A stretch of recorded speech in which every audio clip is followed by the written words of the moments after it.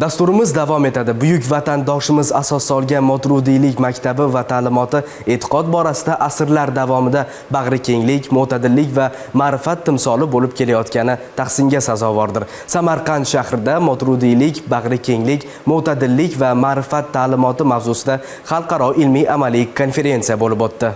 Buyuk alloma Imom Moturudiy tavalludining 1155 yilligiga bag'ishlangan konferensiyada Misr, Turkiya, Malayziya, Buyuk Britaniya, Indoneziya, Birlashgan Arab Amirliklari, Saudiya Arabistoni, Quvayt, Qatar, Pokiston, Ozarbayjon, Qozog'iston, Qirg'iziston va Tojikiston kabi 26 davlatdan 70 dan ortiq muftiylar, nufuzli islomshunos olimlar, Moturudiyshunos tadqiqotchilar, davlat va jamoat arboblari, diniy ma'rifiy soha vakillari qatnashdi.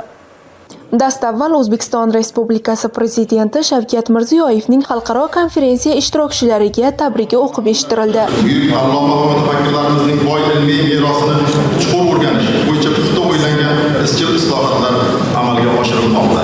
Moturudiy tavalludining 1155 yilligiga bag'ishlangan xalqaro ilmiy-amaliy anjuman 3 ta yo'nalishda bo'lib o'tdi.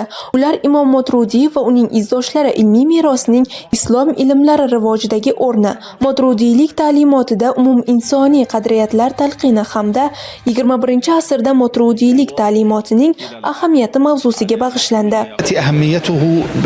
Dunyoning ko'pgina aholisi Moturudiylik ta'limotiga tayanadi. Imom Moturudiyning fiqh, tafsir va kalom ilmi kabi yo'nalishlarda o'zidan boy ilmiy meros qoldirganini ular yuksak qadrlaydi. Samarqandda o'tayotgan bu kabi nufuzli tadbirlar orqali Moturudiyning ibratli hayot yo'li, bebaho ilmiy merosini chuqur o'rganishga keng yo'l ochiladi. Islom olimining benazir olimi qoldirgan ulkan meros esa barchamizga berdek qadrli bo'lib qolaveradi. Biz bu yerga go'zal tadbir Imom Moturudiyni xotirlashga bag'ishlangan anjumanda ishtirok etish uchun keldik. Kecha esa mazmunli sayohat uyushtirildi. Unda Imom Moturudiy hazratlarining tug'ilib o'sgan qishlog'ini ko'rdik, qabrlarini ziyorat qildik. Bu ziyorat bizda katta taassurot qoldirdi albatta.